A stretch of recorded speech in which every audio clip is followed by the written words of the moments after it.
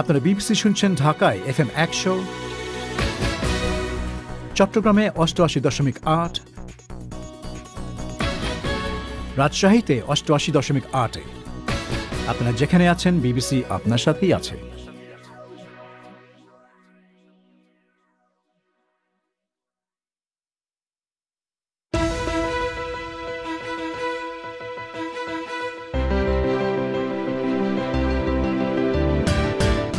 BBC বাংলায় এখনকার প্রধান খবর। মার্কিন সুপ্রিম কোর্টে প্রেসিডেন্ট ট্রাম্পের প্রার্থী গর্ভপাত আইনের প্রশ্নে তার অবস্থান পরিষ্কার করতে অস্বীকৃতি জানিয়েছেন। বাংলাদেশের সরকার বলছে সেনাবাহিনী পুলিশের বিরুদ্ধে অপপ্রচার চালালেই শাস্তি। ঢাকার প্রায় অর্ধেক মানুষ করোনা ভাইরাসে সংক্রমিত বলে যে তথ্য জানা যাচ্ছে তা সারা দেশের জন্য বিপদ সংকেত বলে মনে করছেন বিশেষজ্ঞরা। আমাদের ধরে নিতে হবে ঢাকা শহরে 1 কোটি লোক কোনো না কোনো সময় আক্রান্ত হয়েছে।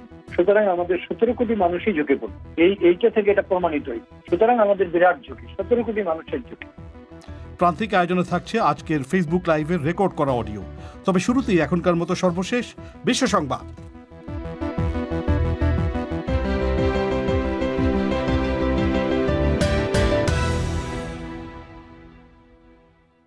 বিবিসি বাংলা বিশ্ব সংবাদ পড়ছি মোয়াজ্জেম হোসেন। যুক্তরাষ্ট্রের সুপ্রিম কোর্টে প্রেসিডেন্ট ট্রাম্পের মনোনীত প্রার্থী এমি কনি বেরেট বর্তমান গর্ভপাত আইনে পরিবর্তনের পক্ষে ভোট দেবেন কিনা তা বলতে অস্বীকৃতি জানিয়েছেন। তাঁর নিয়োগের প্রশ্নে মার্কিন সেনেটের বিচার বিভাগ সম্পর্কিত কমিটিতে শুনানির দ্বিতীয় দিনে তিনি বলেছেন, আদালতে যেসব বিষয় উঠে তা নিয়ে তিনি আগেই মন স্থির করবেন না। 3 সপ্তাহ পর প্রেসিডেন্ট নির্বাচনের আগেই তার নিয়োগ চূড়ান্ত করার প্রশ্নে রিপাবলিকান এবং ডেমোক্র্যাটদের মধ্যে তিক্ত বিবাদ চলছে। সাইপ্রাসে সরকার ধনী বিনিয়োগকারীদের কাছে পাসপোর্ট বিক্রির একটি প্রকল্প বাতিল করেছে। চীনের এক ব্যবসায়ী, যার অপরাধের ইতিহাস রয়েছে, তাকে পাসপোর্ট পাইয়ে দেওয়ার জন্য সাইপ্রাসের সংসদের স্পিকার এবং একজন এমপি সাহায্য করতে চান। এই অভিযোগ ওঠার পর প্রকল্পটি বাতিলের সিদ্ধান্ত হয়। স্পিকার অবশ্য এই অভিযোগ অস্বীকার করেছেন। কিরগিজস্তানের একজন বিচারপতি সাবেক প্রেসিডেন্ট আলমাজবেক আতামবাইয়েভকে আবার রিমান্ডে পাঠিয়েছেন। 1 সপ্তাহ আগে বিক্ষোভকারীদের প্রতিবাদের মুখে তাকে কারাগার থেকে মুক্তি দেওয়া হয়েছিল। চীন সেপ্টেম্বর মাসে তাদের বাণিজ্যের যে পরিসংখ্যান দিয়েছে তা ইঙ্গিত দিচ্ছে যে অন্যান্য দেশের চেয়ে তারা অর্থনীতি ভালোভাবে সামাল দিতে পারছে। বিশ্বের বিভিন্ন দেশ থেকে চাহিদা বেড়ে যাওয়ায় সেপ্টেম্বর মাসে চীনের রপ্তানি আয় গত বছরের একই সময়ের চেয়ে 10% বেড়েছে। মালয়েশিয়ায় কয়েক মাস ধরে চলা রাজনৈতিক অনিশ্চয়তার পর সে দেশের অন্যতম সুপরিচিত এক রাজনীতিক প্রধানমন্ত্রী পদের জন্য নতুন করে চেষ্টা শুরু করেছেন। আনোয়ার ইব্রাহিম রাজার কাছে গিয়ে দাবি করেছেন, প্রধানমন্ত্রী হওয়ার জন্য পার্লামেন্টে তাঁর যথেষ্ট সমর্থন রয়েছে। রাজা এখন সিদ্ধান্ত নেবেন সমর্থন প্রমাণের সেই সুযোগ তিনি আনোয়ার ইব্রাহিমকে দেবেন কিনা। ভারতের উত্তর পূর্বাঞ্চলীয় আসাম রাজ্যে হিন্দুত্ববাদীরা ওই রাজ্যের চিড়িয়াখানায় মাংসাশী পশুদের গোমাংস খাওয়ানো বন্ধ করার দাবি জানিয়েছে। সোমবার প্রতিবাদকারীরা ওই পশুদের জন্য মাংস বহনকারী একটি ট্রাক আটকে দেওয়ার চেষ্টা করে। হিন্দুদের কাছে গরু পবিত্র একটি প্রাণী এবং বহু রাজ্যে গোহত্যা নিষিদ্ধ। বিবিসি বাংলার রাতের আয়োজন পরিক্রমা শর্টওয়েভ ছাড়াও প্রচারিত হচ্ছে FM তরঙ্গে বাংলাদেশে প্রধান 10টি শহরে, আর ইন্টারনেটে এই অনুষ্ঠানটি লাইভ প্রচারিত হচ্ছে bbcbangla.com ওয়েবসাইট থেকে। অনুষ্ঠানের শ্রোতা বন্ধুদের স্বাগত জানাচ্ছি আমি মাসুদ হাসান খান। একটু আগে শিরোনামেই যেমনটা শুনছিলেন, বাংলাদেশের সরকার বলছে সেনাবাহিনী ও পুলিশ কর্মকর্তা সহ বিভিন্ন বাহিনীর সদস্যদের নিয়ে সামাজিক যোগাযোগ মাধ্যমে অপপ্রচার চালালে আইনানুগ ব্যবস্থা গ্রহণ করা হবে। দেশটির স্বরাষ্ট্র মন্ত্রণালয়ের পাঠানো এক সংবাদ বিজ্ঞপ্তিতে দেশ বা বিদেশ থেকে সব ধরনের অপপ্রচার বন্ধ করার অনুরোধ জানানো হয়। তবে কারা কী ধরনের অপপ্রচার চালিয়েছে আর কেনই বা হঠাৎ করে এই বিজ্ঞপ্তি প্রচার করা হলো সে সম্পর্কে কিছু জানানো হয়নি। এ নিয়ে ঢাকা থেকে বিস্তারিত জানাচ্ছেন সংবাদদাতা রাকিব হাসনাত। ওই সংবাদ বিজ্ঞপ্তিতে বলা হয়েছে যে সম্প্রতি লক্ষ্য করা যাচ্ছে যে দেশ ও বিদেশ থেকে বিভিন্ন সামাজিক যোগাযোগ মাধ্যমে সরকার, জনপ্রতিনিধি, সেনা কর্মকর্তা, পুলিশ কর্মকর্তা ও আইন শৃঙ্খলা রক্ষাকারী বাহিনীর সদস্যদের সম্পর্কে অসত্য, বানোয়াট, বিভ্রান্তিকর ও উস্কানিমূলক বক্তব্য প্রচার করা হচ্ছে। এবং নিরাপত্তা বাহিনীকে বিভ্রান্ত করার জন্য অসত্য ও ভিত্তিহীন সংবাদ পরিবেশন করছে। এতে করে দেশের বিদ্যমান শান্তিপূর্ণ পরিবেশ বিঘ্নিত হওয়ার সম্ভাবনা, জনমনে উদ্বেগ, বিদ্বেষ ও বিভ্রান্তি সৃষ্টি হওয়ার আশঙ্কা রয়েছে। এতে আরও বলা হয় যে সরকার ধৈর্যের সাথে এসব অপপ্রচারকারী ও তাদের সহযোগীদের কার্যক্রম পর্যবেক্ষণ করে এ সিদ্ধান্তে উপনীত হয়েছে যে দেশের স্থিতিশীলতা ও অভ্যন্তরীণ আইনশৃঙ্খলা রক্ষার্থে ও জনস্বার্থে এসব অপকর্ম সৃষ্টিকারী অপরাধীদের বিরুদ্ধে জরুরি ভিত্তিতে আইনানুগ ব্যবস্থা গ্রহণ করা প্রয়োজন। বিজ্ঞপ্তিতে বলা হয়, এমতাবস্থায় সরকার সংশ্লিষ্ট সকলকে দেশ ও বিদেশ থেকে সামাজিক যোগাযোগ মাধ্যমে সকল প্রকার অপপ্রচার থেকে বিরত থাকার অনুরোধ করেছে। অন্যথায় তাদের বিরুদ্ধে রাষ্ট্রের প্রচলিত আইন অনুযায়ী ব্যবস্থা গ্রহণ করা হবে। তবে সেনা বা পুলিশ কর্মকর্তা কিংবা সরকার সম্পর্কে কী ধরনের উস্কানিমূলক সংবাদ কারা কোথায় প্রকাশ করেছে, বিজ্ঞপ্তিতে সে সম্পর্কে কোনো তথ্য দেয়া হয়নি। মন্ত্রণালয়ের কর্মকর্তারাও এসব বিষয় স্পর্শকাতর উল্লেখ করে এ নিয়ে কেউ কোনো মন্তব্য করতে রাজি হননি। শুনছিলেন রাকিব হাসনাতের প্রতিবেদন। বাংলাদেশের এক সরকারি গবেষণায় রাজধানী ঢাকার প্রায় অর্ধেক মানুষের করোনা ভাইরাস সংক্রমণ ঘটার যে তথ্য উঠে এসেছে সেটা দেশটির প্রতিটি মানুষের জন্য ঝুঁকির বার্তা দিচ্ছে বলে মনে করছেন বিশ্লেষকরা। তারা বলছেন, সংক্রমণের সরকারি পরিসংখ্যানের তুলনায় বাস্তব পরিস্থিতি আরও অনেক বেশি উদ্বেগজনক। আর এই গবেষণায় সেই শঙ্কার বিষয়টি উঠে এসেছে। সরকারি সংস্থা আইইডিসিআর এবং গবেষণা প্রতিষ্ঠান আইসিডিডিআরবির যৌথ এই গবেষণায় নমুনার সংখ্যা নিয়েও প্রশ্ন তুলেছেন কর্মকর্তারা। বিস্তারিত রয়েছে সংবাদদাতা কাদির কল্লোলের কাছে। ঢাকার ৪৫% মানুষের দেহে করোনা ভাইরাসের অ্যান্টিবডি পাওয়া গেছে বলে গবেষণায় বলা হয়েছে। এই হারকে ভিত্তি করেই বলা হচ্ছে, ঢাকায় ইতিমধ্যেই আক্রান্ত হয়েছেন প্রায় ১ কোটি মানুষ। রাজধানীর বস্তি এলাকায় সংক্রমণের হার আরও বেশি, অর্থাৎ ৭৪% বলা হচ্ছে। কিন্তু সরকারের পক্ষ থেকে সংক্রমণের যে তথ্য প্রচার করা হচ্ছে তাতে ঢাকায় এ পর্যন্ত আক্রান্তের সংখ্যা ২ লাখেরও কম। স্বাস্থ্য অধিদপ্তরের রোগ নিয়ন্ত্রণ বিভাগের সাবেক একজন পরিচালক ডক্টর বেনজির আহমেদ বলেছেন, বাস্তব পরিস্থিতিতে ঝুঁকি যে বাড়ছেই, গবেষণায় সেটা উঠে এসেছে। এছাড়া নিম্ন আয়ের বা কোনো স্তরের মানুষই ঝুঁকির বাইরে নয়, তাও প্রমাণ হয়েছে বলে তিনি মনে করেন। এখানে যখন ৪৫ বলছে, আমাদের ধরে নিতে হবে ঢাকা শহরে ১ কোটি লোক কোনো না কোনো সময় আক্রান্ত হয়েছে। এবং খুব আলোচনা হচ্ছিল যে আমাদের দেশের খেটে খাওয়া মানুষ, বস্তির মানুষ, সাধারণ মানুষরা সম্ভবত আক্রান্ত হয় না। সুতরাং এই মিথটার ভুল যে এটা খুবই যথার্থভাবে প্রমাণিত হয়েছে যে বস্তির মানুষও আক্রান্ত হয় এবং তারা ব্যাপক আকারে আক্রান্ত হয়েছে এবং এটাই স্বাভাবিক। তাদের লক্ষণটা কম হয়েছে এবং তারা লক্ষণটা চেপে গিয়েছে তাদের কাজের জীবিকার স্বার্থে। সুতরাং আমাদের ১৭ কোটি মানুষই ঝুঁকিপূর্ণ, এইটা থেকে এটা প্রমাণিত হয়েছে। সুতরাং আমাদের বিরাট ঝুঁকি, ১৭ কোটি মানুষের ঝুঁকি। গবেষণায় এটাও বলা হয়েছে, করোনা ভাইরাসে আক্রান্তদের ৮২%-ই কোনো উপসর্গ নেই। এ ধরনের আক্রান্তের সংখ্যা যে অনেক বেশি, সেটাকেই বেশি উদ্বেগের এবং শঙ্কার বলে উল্লেখ করেছেন বিশেষজ্ঞরা। তারা মনে করেন, যখন সংক্রমণের দ্বিতীয় ঢেউ নিয়ে আলোচনা হচ্ছে, তখন এমন পরিস্থিতি ঝুঁকি বাড়িয়ে দিয়েছে। অন্যদিকে বড় অংশের মানুষের দেহে যখন অ্যান্টিবডি পাওয়া গেছে, তখন হার্ড ইমিউনিটি বা প্রাকৃতিকভাবে প্রতিরোধ ক্ষমতা তৈরি হচ্ছে কিনা এই প্রশ্নেও নানা আলোচনা চলছে। তবে এটি নাকচ করে দিয়েছেন বিশেষজ্ঞদের অনেকেই। আইসিডিডিআরবির সাথে সরকারের আইইডিসিআর যৌথভাবে গবেষণাটি করেছে। আইইডিসিআর এর প্রধান বৈজ্ঞানিক কর্মকর্তা ডক্টর এএসএম আলমগীরও মনে করেন পরিস্থিতিটা ঝুঁকিপূর্ণ। সংক্রমণ যেহেতু অ্যাসিম্পটোমেটিকই বেশি এবং আপনার আশেপাশে কে করোনা ভাইরাস নিয়ে ঘুরে বেড়াচ্ছে আমরা কেউ সেটা জানি না। সো মাস্ক ছাড়া অ্যাসিম্পটোমেটিক পেশেন্ট ঘুরে বেড়ায়, সেও কিন্তু ভাইরাস ছড়াচ্ছে। এবং আপনি যতই সতর্কতা অবলম্বন করি না কেন, তাহলে আমাদের আক্রান্ত হওয়ার সম্ভাবনা থেকে যাচ্ছে। আরো একটা সিগনিফিকেন্ট হার্ড ইমিউনিটি নিয়ে অনেকে কথা বলছে। এটা আসলে বৈজ্ঞানিকভাবে একদমই ঠিক না, কারণ করোনা ভাইরাসের ক্ষেত্রে যদি অ্যাসিম্পটোমেটিক পেশেন্ট হয় তাহলে যেই অ্যান্টিবডি ডেভেলপ করে সেটা পরিমাণ অত্যন্ত কম এবং এটা ১.৫-২ মাসের মাথায় আবার শরীরে কমতে শুরু করে। আর যদি যাদের সিভিয়ার ইনফেকশন হচ্ছে তাদের পরিমাণ একটু বেশি, কিন্তু সেটাও ৩ মাস থেকে কমতে শুরু করে, ৬ মাস পরে অলমোস্ট থাকে না। আসলে করোনা ভাইরাসের যে অ্যান্টিবডি সেটা এত ক্ষণস্থায়ী যে এখানে হার্ড ইমিউনিটিটা কোয়াইট ইম্পসিবল একটা ব্যাপার। কিন্তু যৌথ গবেষণার নমুনার সংখ্যা নিয়ে প্রশ্ন তুলে স্বাস্থ্য অধিদপ্তরের অতিরিক্ত মহাপরিচালক মির্জাদি সেব্রিনা ফ্লোরা বলেছেন, গবেষণার পদ্ধতি নিয়ে তাদের কোনো প্রশ্ন নেই, কিন্তু মাত্র ৬৯২ জনের নমুনা পরীক্ষা করে ৪৫% অ্যান্টিবডির যে তথ্য পাওয়ার কথা বলা হচ্ছে তার ভিত্তিতে পুরো ঢাকার চিত্র তুলে ধরা ঠিক নয়। গবেষণার সাথে জড়িতরা অবশ্য বলেছেন আন্তর্জাতিক মান বজায় রেখে গবেষণা করেছেন।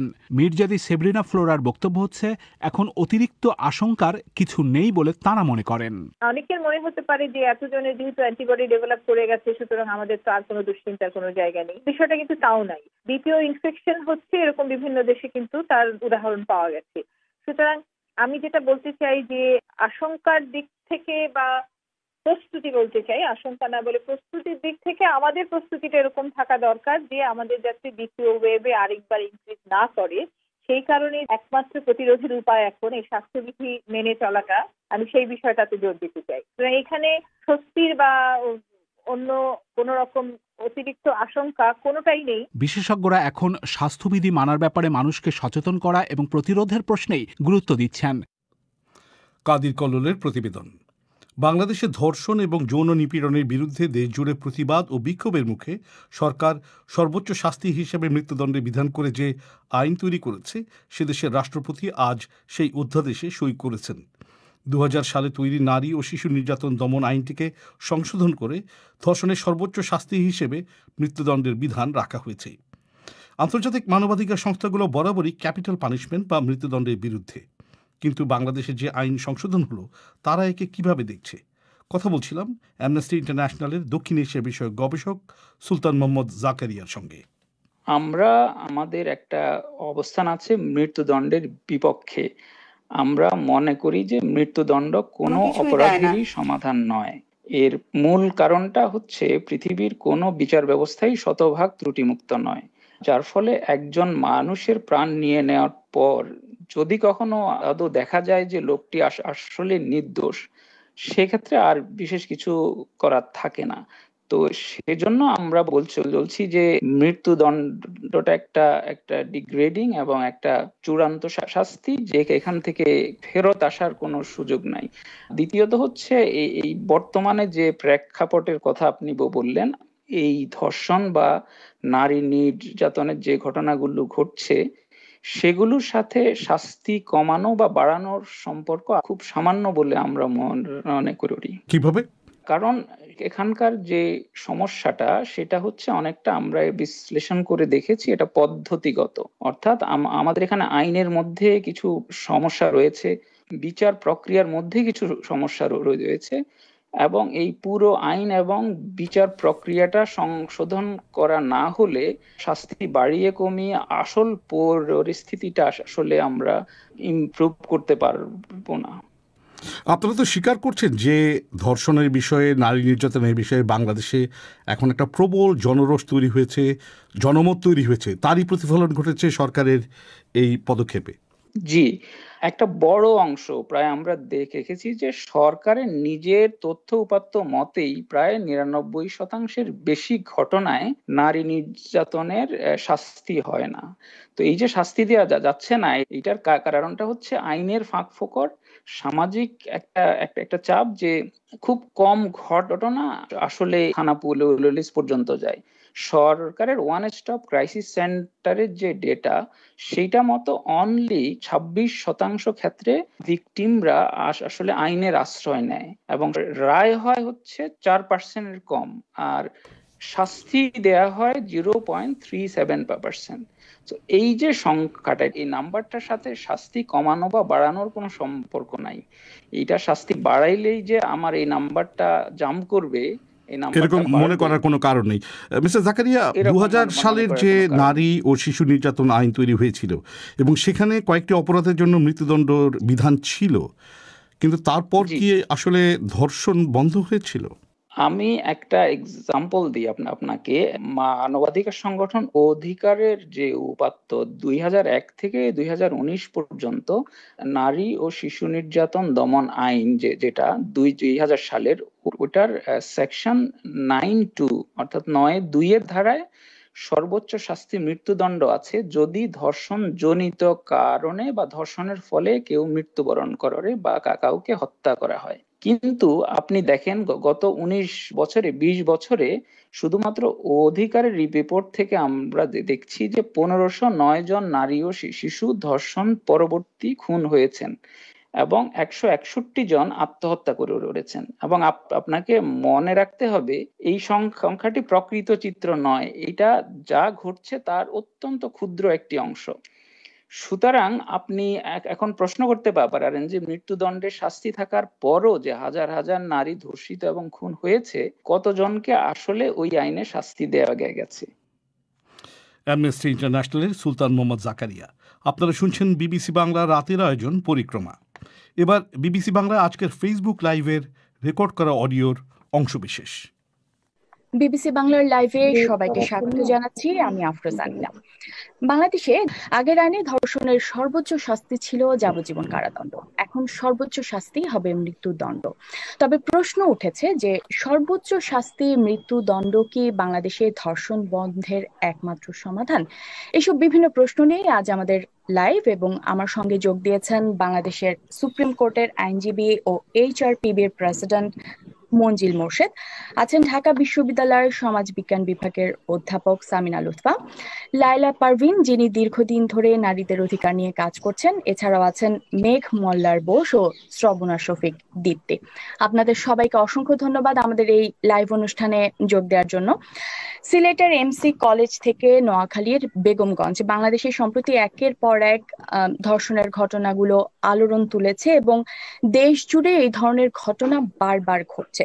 অনেকে বলছেন যে সর্বোচ্চ শাস্তি মৃত্যুদণ্ড হলে যে বিচার প্রক্রিয়া সেটা কতটা ত্বরান্বিত হবে, এ ধরনের প্রশ্ন অনেকেই করছেন। প্রথমে মঞ্জিল মোর্শেদ, আপনি কি মনে করেন? এখন এই যে আইন করা হলো, এই আইনের মাধ্যমে অপরাধীরা কি কোনো মেসেজ পাবে কিনা যে না ফাঁসি হবে, মৃত্যুদণ্ড হবে, আমরা অপরাধ থেকে নিবৃত্ত থাকবো, এইটির সঙ্গে সম্পর্ক থাকলো যে অপরাধ কমবে কি করবে না? আমার বিশ্বাস ব্যক্তিগতভাবে যে শুধুমাত্র মৃত্যুদণ্ডের সাজা দিলেই অপরাধ কমবে এটা আমি বিশ্বাস করি না। কারণ মৃত্যুদণ্ডের অনেক আইন এখানে আছে, সেই অপরাধগুলো কিন্তু কমে নাই, অহরহ চলছে। অতএব আমি যেটা মনে করি যে মৃত্যুদণ্ডের সাথে সাথে এর সঙ্গে কতগুলো আনুষঙ্গিক কাজ আছে, সেই কাজগুলোকে সরকার করতে হবে। সেটি যদি করা যায় তখন হয়তো এই সাজাটা একটা এফেক্ট সৃষ্টি করবে। সেটা কি? সেটা হলো আনুষঙ্গিক কাজের মধ্যে আপনারা জানেন এই মামলাটা তদন্তর একটা পর্যায়ে থাকে, তারপরে হলো বিচার আর একটা পর্যায়ে। এখন এর সঙ্গে আরেকটি সম্পর্ক হচ্ছে যারা মামলাটা গ্রহণ করবেন প্রশাসন, সেই প্রশাসন কি নিরপেক্ষভাবে কাজ করতে পারছে কিনা। অর্থাৎ আপনার যখন একজন অভিযোগ নিয়ে যাবে, সেই আসামি যদি খুব প্রভাবশালী হয়, সে যদি এলাকায় অনেক দাপটশালী হয় বা তার সঙ্গে যদি এমন কোনো সংস্রব থাকে যারা খুব নামি দামি, তাহলে সেক্ষেত্রে প্রশাসন সাথে সাথে কি ওই এফআইআরটা নিবেন কিনা, এই পরিবেশ কি বাংলাদেশে আছে কিনা, সেটি হলো খুব ইম্পর্টেন্ট। অর্থাৎ সেই জায়গাকে সরকারকে আগে নিশ্চিত করতে হবে যে পুলিশ প্রশাসন, থানা যখনই একটা অভিযোগ যাবে সেখানে আইন অনুযায়ী যেভাবে এফআইআর নেওয়া সম্ভব, যেভাবে এফআইআর নেওয়া উচিত, তারা স্বাধীনভাবে সেই এফআইআরটা নিতে পারবেন। এই পরিস্থিতি সৃষ্টি করা না হয় তাহলে সেক্ষেত্রে 10টা ধর্ষণের ঘটনা ঘটলে হয়তো 3টার মামলা হবে, আর 5টা মামলায় দেখা যাবে মূল অভিযোগ থেকে বাদ দিয়ে এফআইআর করতে হচ্ছে। কারণ এরকম ঘটনা আমাদের কাছে তথ্য আসে, যখন থানায় যায় তখন বলে যে ওর নামটা বাদ দিয়ে পড়েন। কেন বলেন? কারণ ওই প্রশাসনও বিভিন্ন ভাবে রাজনৈতিক প্রভাব যারা আছে, অর্থশালী আছে, তাদের প্রভাবের কাছে তাদের মাথা নত করতে হয়, এবং সেটি আমাদের একটা কালচার হয়ে গেছে। এই কালচারটা আমরা যদি দূর না করতে পারি, অর্থাৎ এই আনুষঙ্গিক কাজটা যদি আমরা করতে না পারি, তাহলে এমন কোনো প্রভাব এখানে ফেলবে না ধর্ষণ নিয়ন্ত্রণে। আরেকটি কথা হলো বিচারের কাছে আসতে পরে তাকে সাক্ষী আসতে হবে। সেই সাক্ষী আসার ক্ষেত্রে সাক্ষীদের তো প্রোটেকশন কি আছে বলেন? আজকে যে একজন প্রভাবশালী লোক যদি হয়, দাপটশালী, তার বিরুদ্ধে যে একজন সাক্ষী দিতে যাবে, সে তো নিশ্চয়তা পাচ্ছে না যে সাক্ষী দেওয়ার পরে তাকে হয়রানি করা হবে না, তাকে মিথ্যা মামলা দেওয়া হবে না, তাকে আপনার খুন করা হবে না। এই যে পরিবেশ পরিস্থিতিটা বিরাজ করছে, সেই জায়গায়ও সরকারের দায়িত্ব হবে ওই জায়গায়ও সাক্ষীদের মনে একটা সাহস জোগানো এবং পরিবেশ সৃষ্টি করা যে না, যে কোনো মামলায় আইনগতভাবে তুমি সাক্ষী দিতে গেলে তোমার প্রোটেকশন দেওয়া হবে এবং তুমি সেটা কোনো তোমার সমস্যা হবে না। থার্ড হলো রিপোর্টের ক্ষেত্রে, আপনি জানেন যে রিপোর্টটা যদি সঠিকভাবে না আসে সেক্ষেত্রে কিন্তু অনেক সমস্যা হয়। এখন রিপোর্ট কারা দেয়? রিপোর্ট দেয় হলো আমাদের বিভিন্ন ডাক্তাররা রিপোর্ট দেয় এবং বিভিন্ন মেডিকেল কলেজের ফরেনসিক ডিপার্টমেন্ট। সেই জায়গাগুলোতে আমরা জানি অনেক সময় বিভিন্ন সময় অভিযোগ আসে, অর্থাৎ সঠিকভাবে রিপোর্টটা আসতে হবে, সেই নিশ্চয়তাও কিন্তু সরকারের পক্ষ থেকে নিশ্চিত করতে হবে, তাহলে পরে ওই রিপোর্টগুলো আসলো। আমি যদি লায়লা পারভিনের কাছে যাই, যে লায়লা পারভিন, আপনারা বেশ কিছুদিন ধরেই ধর্ষণের বিরুদ্ধে আন্দোলন করে আসছিলেন, বিশেষ করে নোয়াখালীর যে ঘটনাটি ঘটেছিল তারপরে আপনাদের নারী অধিকার জোট, আপনারা বেশ কিছু দাবিতে আন্দোলন করছিলেন এবং সর্বোচ্চ শাস্তি যেন মৃত্যুদণ্ড হয় সেই বিষয়ে আপনাদের একটি দাবি ছিল।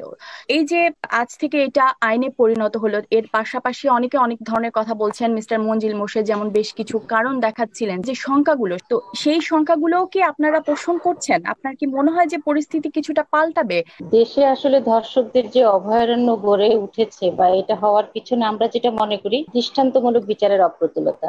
আমরা এটাও মনে করছি যে ধর্ষণ করার সময় ধর্ষক আসলে আইনের ধারা পড়ে শাস্তির মেয়াদ সম্পর্ক মাথায় রেখে ইনি কিন্তু ধর্ষণ করবেন না। এই যাবজ্জীবন থেকে মৃত্যুদণ্ডে নিয়ে আসা এটা একটা সহজ প্রক্রিয়া, ঠিক আছে। কঠিন হলো কাঠামোগত ও মনস্তাত্ত্বিক সংশোধনের মাধ্যমে দীর্ঘস্থায়ী পরিবর্তন আনা। মেঘ মোল্লার বোস, আপনি যদি বলেন যে আপনারা বেশ কিছুদিন ধরেই ধর্ষণ বিরোধী আন্দোলন করে আসছেন, অনেকেই যেটি বলছেন যে পরিস্থিতি আসলে কতটা পাল্টাবে, বাংলাদেশে নারীরা কি অবাধে চলাফেরা করতে পারবে, কোন লক্ষ্য নিয়ে আপনারা আপনাদের প্রতিবাদ চালিয়ে যাচ্ছেন? প্রথম কথা হচ্ছে বাংলাদেশে ধর্ষণের যে আইনগত সংজ্ঞা, সেই আইনগত সংজ্ঞা কোনো সভ্য দেশে একবিংশ শতাব্দীতে থাকতে পারে না। এই সংজ্ঞা প্রাইমারিলি অনেকগুলো জিনিসকে এক্সক্লুড করে। প্রাথমিকভাবে কোনো পুরুষ বা তৃতীয় লিঙ্গের মানুষ যদি ধর্ষণের শিকার হয় তাহলে সে ধর্ষণের অভিযোগে যে অভিযোগটি সেটি সরাসরি করতে পারে না, কারণ আমাদের দেশের যে আইন সেই আইন কাঠামো অনুযায়ী ধর্ষণ শুধুমাত্র একজন নারীর এগেনস্টে কমিটেড হতে পারে। ফলে আপনি কওমি মাদ্রাসাগুলো বলুন, জেলখানাগুলো বলুন, বা যেসব জায়গায় এরকম ক্ষমতার অপচর্চার শিকার পুরুষরা বা তৃতীয় লিঙ্গের মানুষেরা হচ্ছেন তাদের পক্ষে আইনের দ্বারস্থ হওয়ার কোনো ব্যবস্থা বাংলাদেশে সরাসরি নেই। দ্বিতীয়ত, বৈবাহিক সম্পর্কের ভিতরে যে ধর্ষণ, সেই ধর্ষণকে বাংলাদেশের আইন এখনো স্বীকৃতি দেয় না, যার ফলে কনসেন্ট বা সম্মতির যে ধারণা, যেই ধারণাকে সবার আগে এবং সব থেকে গুরুত্বপূর্ণ ধারণা হিসেবে দাঁড় করিয়ে আসলে আমাদের গোটা আলোচনাটি করতে হবে, সেটি কোনোভাবেই প্রতিষ্ঠিত হয় না। আমাদের দেশে কোর্টে এখন পর্যন্ত স্লাট শেমিং, যেটিকে ইংরেজিতে বলে, সেই স্লাট শেমিং করার আইনি এভিনিউ খোলা রাখা হয়েছে। এটা হচ্ছে খুব স্পষ্টভাবে বললে বাংলাদেশে এখনো স্লাট শেমিং করা যায় আইনের ইয়ে নিয়ে, অর্থাৎ ধর্ষিতার চরিত্র নিয়ে কথা তোলা যায়। ফলে যেই ধর্ষিতা সে নিজে আসামিতে পরিণত হয়। এই ট্রমা ফেস করে অধিকাংশ মানুষ ধর্ষণের মামলা করতে চায় না। এখন কথা হচ্ছে যে পরিস্থিতি কিভাবে বদলাবে। এই সরকারকে কোনো কিছু মানাইতে হলে সেটা গণদাবির মধ্যে দিয়ে করতে হবে এবং সেটা আন্দোলনের মধ্যে দিয়ে করতে হবে। আমাদের ফেসবুক পাতায় যেসব কমেন্ট এসছে সেগুলো কয়েকটি যদি পড়ি। মোহাম্মদ শফিউল্লাহ মন্তব্য করেছেন, ধর্ষকের মৃত্যুদণ্ডের পাশাপাশি তাদেরও বিচার করা উচিত যারা নারীকে পণ্য ও ভোগ্য বস্তু হিসেবে উপস্থাপন করেন। অন্যদিকে মোহাম্মদ আমদাদুল হক মন্তব্য করেছেন যে মৃত্যুদণ্ডের পাশাপাশি নারীদের পোশাক আশাক চলাফেরায় নিয়ন্ত্রণ আনতে হবে। সামিনা লুৎফার কাছে আসি। সামিনা লুৎফা, বেশ কিছুদিন ধরেই আমরা দেখছি যে ধর্ষণের ঘটনাগুলোর পরে অনেকেই নারীদের পোশাকের প্রসঙ্গটি নিয়ে এসেছেন। নারীদের পোশাকের প্রসঙ্গটি কেন এসেছে, নারীদের কেন এই ধরনের ঘটনার পরে কেন নারীদেরকেই আক্রমণ করা হয় বা তাদেরকেই কেন বেশি প্রশ্নের মুখে পড়তে হয়, সেই বিষয়গুলো আলোচনায় এসেছে। কারণ বিষয়টা সামাজিক অনেকগুলো প্রক্রিয়ার সাথে সম্পর্কিত যা নারীকে অধস্তন হিসেবে নির্মাণ করে। ভিকটিম ব্লেমিং কোনো নতুন ঘটনা নয় বা এটা আমাদের সমাজের একমাত্র বিষয়ও নয়, এটা পৃথিবীর বহু দেশেই ঘটে থাকে এবং ধর্ষণের ক্ষেত্রে এটা আমাদের দেশে না ঘটলে আমি অবাক হতাম। একজন ভুক্তভোগী হিসেবে যদি আমি বলি যে আমি যদি একজন ধর্ষণ মামলায় একজন সাক্ষী হই তাহলে আমি ওইখান পর্যন্ত পৌঁছাতে পারবো কিনা সেটা আসলে নির্ভর করছে আমার সামাজিক অবস্থান, আমার শিক্ষাগত যোগ্যতা, আমার আগ্রহ এই বিষয়টি নিয়ে সবকিছুর উপরে। এখন রাস্তাঘাটে ঘটা ধর্ষণের যিনি সাক্ষী তিনি যদি ওই নির্দিষ্ট দিনে মামলার তারিখে অনুযায়ী পৌঁছাতে চান তাহলে তো অবশ্যই তার অনেকগুলো সহযোগিতা দরকার হবে। সেই সহযোগিতাগুলো তাকে কে দেবে? এটা কি পুলিশ দেবে? এটা কি কোর্ট দেবে? এটা কার দায়িত্ব? এর জন্য কি বাজেট বরাদ্দ করা আছে? যিনি ধরা যাক বেগমগঞ্জ থেকে যদি ঢাকায় তার সুপ্রিম কোর্টে আসতে হয়, কে দেবে এই টাকাটা তাকে? তার মানে এক্ষেত্রে মানবাধিকার সংগঠনরা আমাদের হয়ে হয়তো দায়িত্ব পালন করেন, তাই হয়তো সরকারের গায়ে লাগে না। কিন্তু পরিষ্কার প্রশ্নটা হচ্ছে এখানে এত ফাঁক আছে যে এই ফাঁকগুলো আপনি একটা আইনের একটুখানি রদবদল করে পরিবর্তন করা খুব মুশকিল। আর সামাজিক বিজ্ঞানী হিসেবে আমি একটু মনোযোগ দিতেও বলি আমাদের সরকার বা রাষ্ট্রে যারা থাকেন তাদেরকে এই দিকে, যে দেখাই যায় সাধারণত যত বেশি শক্ত আইন তত কম কনভিকশন হয়। এই ধরনের অনেক কমেন্টও কিন্তু আমাদের বিবিসি বাংলার ফেসবুক পাতায় এসেছে। মোহাম্মদ নাসিরুল ইসলাম নাসির লিখেছেন যে আমার মনে হচ্ছে এই আইনটার অপপ্রয়োগ বেশি ঘটবে। মোহাম্মদ সোহাগ হোসেনের মন্তব্য, খুনের শাস্তিও তো মৃত্যুদণ্ড, তাই বলে কি খুন কমেছে? আমি যদি মঞ্জিল মোর্শেদের কাছে আবার যাই, যে এই যে সাক্ষীর সুরক্ষা এবং আসলে মৃত্যুদণ্ডের বিধান হলে পরিস্থিতি কতটা পাল্টাবে, এই প্রসঙ্গগুলো বারবার কিন্তু আসছে এবং সাক্ষীর প্রোটেকশনের বিষয়টাও আসছে, যে বিষয় নিয়ে আপনি কিছুক্ষণ আগে বলছিলেন। আসল কথা হলো যে কথাটা আগে বলেছিলাম, আমি 2টা চ্যাপ্টারের পরে একটা অংশ বাদ ছিল, বিচারের ক্ষেত্রে আপনি জানেন যে বিচারের যে সীমাবদ্ধতা সেই জায়গাটাও আপনাকে দূর করতে হবে, সেটাও সরকারের দায়িত্ব। ওই সীমাবদ্ধতা দূর না করা পর্যন্ত আজকে যে বলি যে বিচার কেন তাড়াতাড়ি হয় না, আর বিচার যদি তাড়াতাড়ি না হয় তাহলে তো মানুষের মনে লেসন আসবে না। অর্থাৎ বিচার তাড়াতাড়ি করার জন্য বিচার ভাবে সেইভাবে সক্ষমতা বৃদ্ধি করা, সেই জায়গাটাও কিন্তু সরকারের কোনো মহাপরিকল্পনা আমরা দেখছি না। আমরা আজকে বাংলাদেশে যদি আপনি আইনের শাসন প্রতিষ্ঠা করতে না পারেন তাহলে আপনি শুধু ধর্ষণ কথা বলেন না, হত্যা, ধর্ষণ, দুর্নীতি, ক্রসফায়ার সবকিছুর ব্যাপারেই একটা সভ্য সমাজে যেভাবে আইন কানুনের প্রক্রিয়া থাকা দরকার সেটা কখনোই হবে না আইনের শাসনের দুর্বলতা থাকলে। কে কাজ করবে? যারা ক্ষমতায় থাকেন, যারা রাজনীতি করেন তারা। অর্থাৎ তারা যদি সেই প্রশাসনকে সেইভাবে স্বাধীনভাবে চলাচলের যদি ব্যবস্থা করে না দেন তাহলে প্রশাসন যখনই দুর্বল হবে ওইটার এফেক্ট আমার বিচারের উপরে এসে পড়বে। যদি লাইলা পারভিনের কাছে আসি, লাইলা পারভিন, আপনি শুনছিলেন আলোচনাগুলো, আপনি নোয়াখালীতে থাকেন, সেখানে একটি এই ধরনের ঘটনা পুরো বাংলাদেশে আলোড়ন তুলেছিল এবং আপনারাও বিভিন্ন দাবি নিয়ে প্রতিবাদ করছিলেন। অনেকে যেটি বলছেন যে বিবিসি বাংলার ফেসবুক পাতায় অনেক কমেন্ট এসছে যেখানে বলা হচ্ছে যে শুধু সরকারের বিভিন্ন ধরনের পদক্ষেপই নয়, পাশাপাশি সামাজিক ভাবেও মানুষকে এগিয়ে আসতে হবে এবং মানুষের মানসিকতার পরিবর্তন করা প্রয়োজন। আপনার কি মনে হয় যে আশেপাশে যে ধরনের মানুষ আছে তারাও অনেক সময় এক্ষেত্রে প্রতিবন্ধকতা তৈরি করে, তাদের মানসিকতা পাল্টানো প্রয়োজন, সেজন্য উদ্যোগ গ্রহণ করা প্রয়োজন? নারীর প্রতি যে সহিংসতা সংক্রান্ত অপরাধের সাথে সামাজিক, সাংস্কৃতিক ও ধর্মীয় ধ্যান ধারণা জড়িয়েই থাকে, ফলে সেসব অপরাধ দমনে আইন কিন্তু মোটেও যথেষ্ট নয়। পাশাপাশি সামাজিক পদক্ষেপ আমাদের জন্য খুবই গুরুত্বপূর্ণ। বিবিসি বাংলার ফেসবুক পাতার শামিমা নামে একজন মন্তব্য করেছেন যে শুধু আইন দিয়ে হবে না, সামাজিক পরিস্থিতি পরিবর্তন প্রয়োজন এবং এই জন্য শিক্ষা ব্যবস্থায়, শিক্ষা কার্যক্রমে এরকম কিছু থাকা উচিত যেন কিশোর কিশোরী অবস্থা থেকেই মানুষের মানসিকতার পরিবর্তন হতে পারে। সামিনা লুৎফা, এই ধরনের আমরা কয়েকটি কমেন্ট পেয়েছি। আমরা যখন শিক্ষা কার্যক্রমের ভেতরে নারী পুরুষের সম্পর্কের সমতার কথা বলতে যাব বা নারী পুরুষ হিজড়া তিনটি লিঙ্গের মধ্যে সমতার সম অধিকারের কথা বলতে যাব, তখন কিন্তু আমাদেরকে আসলে ধর্ষণ একটি অত্যন্ত গ্রেভ ক্রাইম, এটা একটা ভায়োলেন্ট ক্রাইম। সুতরাং এটা নিয়ে তো শিশুদেরকে বলা যাবে না, এটা তো শিশুদের জন্য এটা গুরুত্বপূর্ণ না যে তাদেরকে ভায়োলেন্সটা শেখানো, বরং এটা গুরুত্বপূর্ণ যে তারা যেন সাইকোলজিক্যালি বুঝতে পারে, তারা সমাজ মনস্তত্ত্বের জায়গায় বুঝতে পারে এবং দুটো নারী এবং পুরুষের শরীর আলাদা, তাদের চাহিদাগুলো ধীরে ধীরে বদলে যাবে, তাদের শরীর বদলে যাবে। এই বদলগুলোর সাথে তাদেরকে পরিচয় করিয়ে দেওয়া, যেন তারা নিজেদেরকে বুঝতে পারে, অন্য লিঙ্গের মানুষকে বুঝতে পারে, যেটাকে আমরা সেক্স এডুকেশন বলি, কিন্তু শুনলেই তো অনেক মানুষ তলোয়ার নিয়ে আমার উপর ঝাঁপিয়ে পড়তে উদ্যত হবেন। কিন্তু প্রশ্নটা হচ্ছে যে আপনি যদি আসলেই শিশু থেকেই তাদেরকে না বোঝাতে পারেন যে কাকে কনসেন্ট বলে, কোনটা ইচ্ছা বা সম্মতি, সে কথাটা বোঝানোর আগে কিন্তু আপনাকে বোঝাতে হবে কোনটা সঠিক টাচ, কোনটা খারাপ টাচ। এই প্রত্যেকটা জিনিস, যৌন নিপীড়ন থেকে শুরু করে প্রতিটা জিনিসই তো তাকে বোঝাতে হবে তার শরীর এবং অন্য আরেকটি শরীর যেটা তার থেকে আলাদা, তাকে বোঝানোর মধ্যে দিয়ে।